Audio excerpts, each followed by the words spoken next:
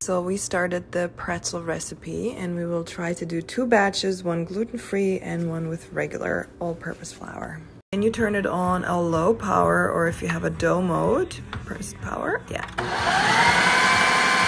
And this is gonna go on for about 6 minutes now. So like this. I am restarting everything for my gluten-free recipe, but to the mixture, because obviously there is no gluten, I am adding psyllium husks and I'm adding half a teaspoon of xanthan gum. And then you form your dough into a ball and put it into an oiled bowl and you cover it with a cloth. Here's Joe's, and now I will cover mine. For at least 40 minutes. The dough has doubled in size and it definitely looks like it did. I'm so curious how the gluten-free one will turn out. Since we're doing it on our kitchen surface, we don't want to cut with a knife, and Joe's dough has, to be honest, suffered a little bit, but if you follow the recipe, you won't have the same issues. Okay, to give you guys some real life insight, this is what happens when the dough stays too long in a blender or a kitchen machine. I am doing the gluten-free ones for the very first time, so they turned out to be a little dry. I will have to add more water to the recipe. And Joe has been experimenting with the soda here and has been baking his pretzel blobs. And this is my first pretzel, so we'll see. Guys, absolute fail today. So I'll be back, I promise, and I'll share the recipe that I did last time, and it turned out amazing. So there is one pretzel that actually made it. Well, thank you for tuning into this amazing cooking show.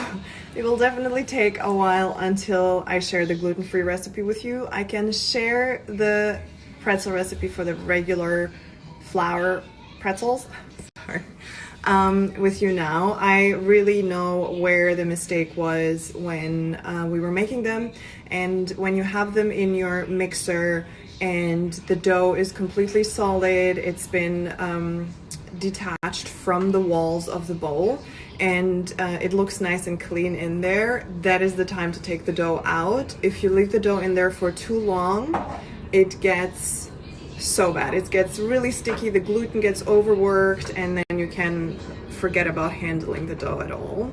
But now I will show you a before and after of our pretzels, the before baking and after baking. Okay, and now I want to show you a picture of how the pretzels looked when we did them last time.